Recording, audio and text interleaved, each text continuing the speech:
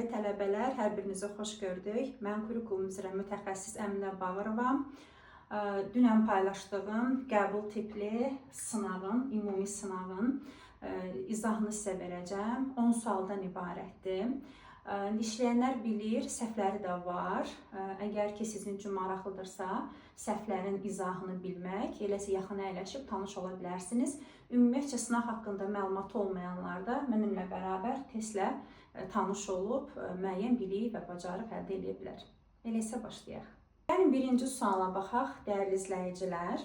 Mən əlimdəki telefon vasitəsilə monitor idarə edirəm. Ona görə də buradan həm oxuyub, həm də müəyyən işarələrimi, xətlərimi çəkməklə sizin diqqətinizi vacib olan məqamlara yönləndirəcəm.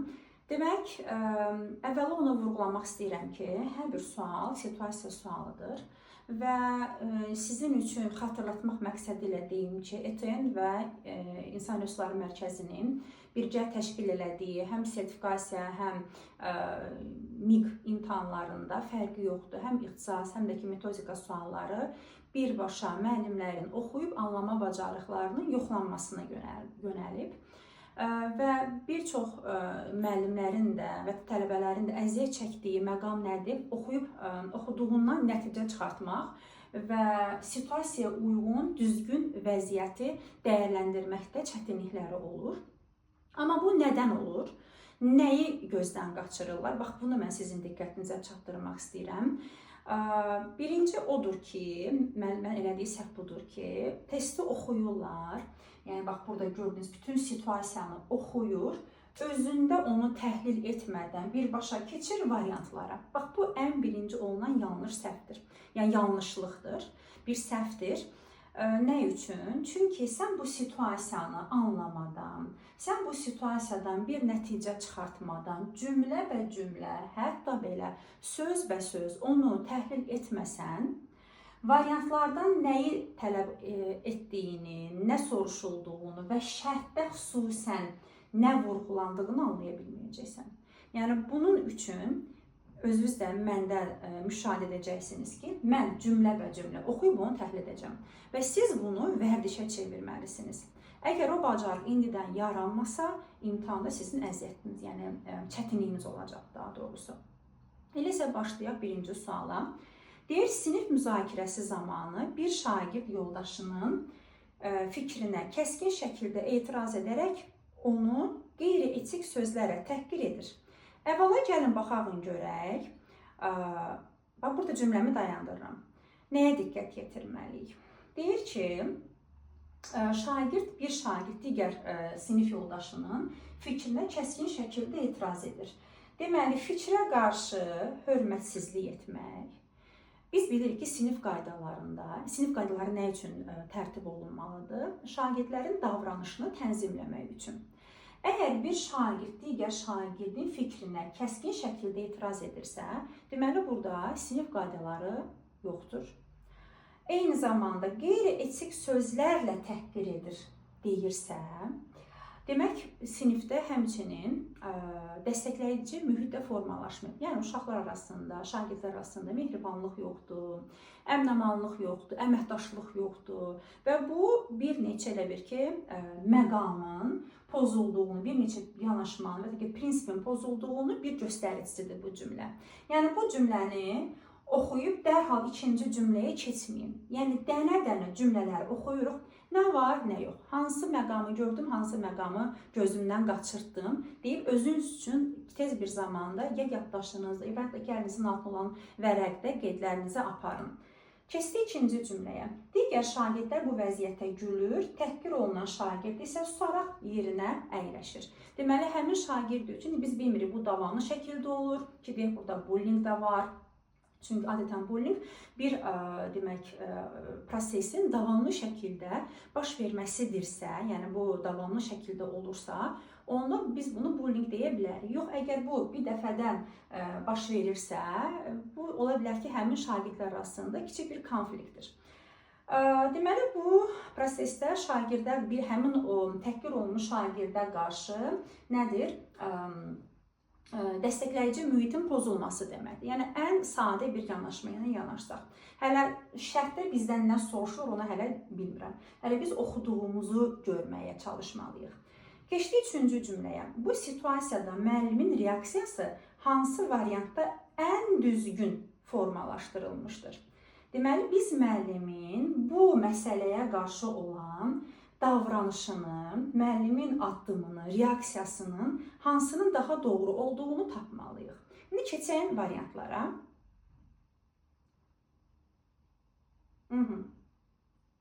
Bircə dəqiqə.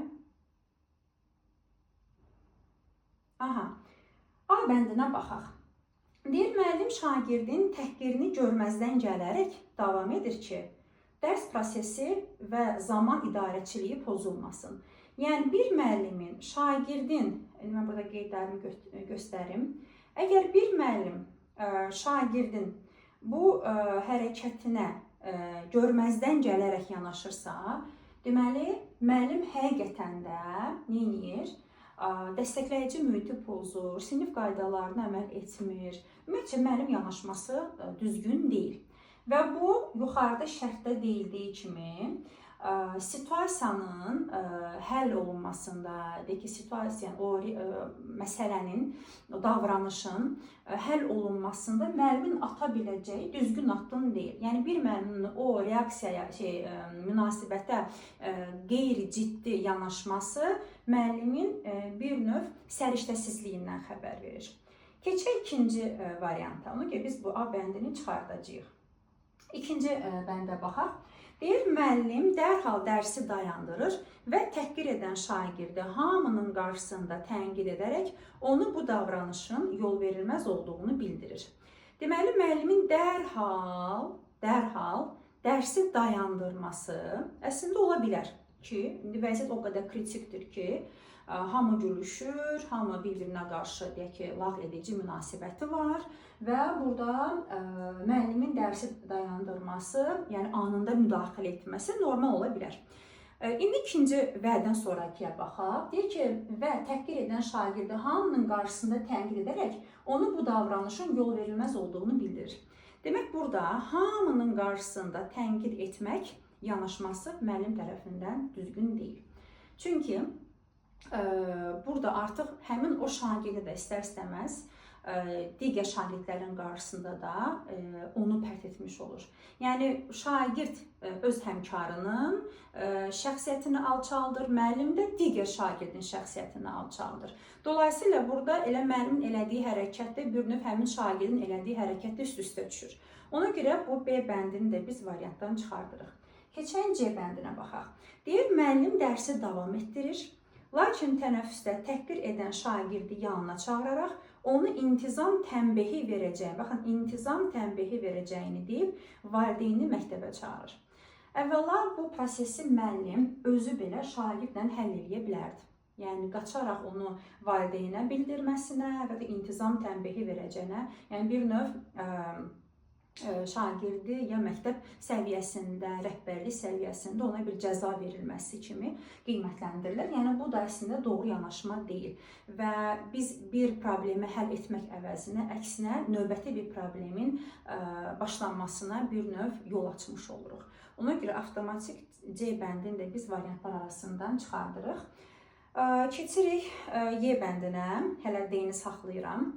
Y-də deyir ki, müəllim təhqir olunan şagirdə müraciət edərək ona özünü müdafiə etməyi və yoldaşına eyni tonda, indi düşünün, deməli, bu təhqirə məruz qalan şagird cavab atəşi olaraq, belə deyim, həmin ona qarşı kobudluq edən şagirdə də eynisini qaytarmalıdır. İndi sizcə, baxın, eyni tonda cavab verməyi məsləhət görür. Bir müəllimin belə bir davranışa yol açması nə dərəcədə doğrudur? Bir pedaqoq olaraq, bir tərbiyəçi, tərbiyə verən psixoloq olaraq, ona görə Y bəndində biz avtomatik çıxardırıq variantların arasından. Baxaq amma D bəndinə. Deyir, müəllim sakitliyi təmin edir. Baxın, birinci yanaşmaya. Müəllim sakitliyi təmin edir. Deməli, müəllim biraz soyuqqanlı davranır, təmkinli davranır. Baş verənlərə dərhal reaksiya verərək Mənliyin və ləyaqətin müdafiəsi prinsipi çərçivəsində, baxın, mənliyin və ləyaqətin müdafiəsi, çünki biz təhsil haqqında qanundan da bilirik ki, şagirdlər bir-birlərinə qarşı hörmət etməlidirlər, həm demək pedaqoji işçilərə qarşı hörmət etməyə borcludurlar və bu prinsipi müəllim onlara xatırladır. Deyir, çərçivəsində həm fərdi, həm kollektiv, indi burada mötərizə içərisində qeyd olunub, etik davranış qaydaları haqqında söhbət aparır. İndi fikir verin, burada müəllim deyə bilərsiniz ki, dərsin ortasında dərs pozulur falan filan. Zaten dərs artıq pozulub, çünki bütün sinifin diqqəti yayılıb. Hamı gülüşür, çünki yuxarıda şərtdə də situasiyanın içində də gördünüz ki, hamı da gülməyə başlayır. Artıq dərs müəyyən elə bir ki, etik qaydaların pozulması ilə, yəni davranış qaydalarının pozulması ilə dərsin gedişatı da pozulub. Bu səbəbdən biz nə deyəcəyik? Burada müəllim üçün atıla biləcək ən doğru vəziyyət həm sakitliyi qoruması, həm şagirdlərə bir növ xatırladaraq mənliyin və ləyaqətin müdafiəsi prinsipi çərçivəsində etik davranış qaydaları haqqında söhbət aparmasıdır. Yəni bu bir növ həm maarifləndirici, həm dəstəkləyici mövqeyindən yanaşaraq məsələni həll edir. Belə. Deməli, bu şəkildə dənə-dənə hər bir variantı, indi fikir verin, mən az öncə sualları oxuduqca, cümlələri oxuduqca, belə deyim, nəyin olub-olmadığını, nəyin pozulub-pozulmadığını vurğuluyordum. Hələ bizim şərtdən də ki, xəbərimiz yoxdur, variantlarda bizi nə gözləyir, heç bilmirik. Sadəcə ilkin beynimizi refleks etməklə, bu suallar vasitəsilə ən azından variantımızın, yəni doğru cavabın hardasa bir 60-70% cavabını tapmış oluruq. Yəni bu səbəbdən testi oxuduqdan sonra, mən burada göstərim, cümlələrin hamısını oxuyub bitirdikdən sonra dərhal variantlara keçid etməyin. Bu sizin ən başlıca etdiyiniz səhvdir. Dənə-dənə sualı oxuyursunuz, məqam gələrsə altından xətt çəkirsiniz ki, bu sizin diqqətinizin nəyə yönəldiyinə işarət edəcək və unutmayacaqsınız. Çünki bəzən testlərin həcmi çox uzun olur. Tələbə oxuyur, anlamır. Deyir, aşağıya çatanda yuxarı yadımdan çıxır, yuxarıya qaydanda aşağıdakı cümlələr yadımdan çıxır. Hələ bu nisbətən kiçik bir həcmli olan bir situasiyadır. Növbəti suallara baxanda tanış olacaqsınız. Belə.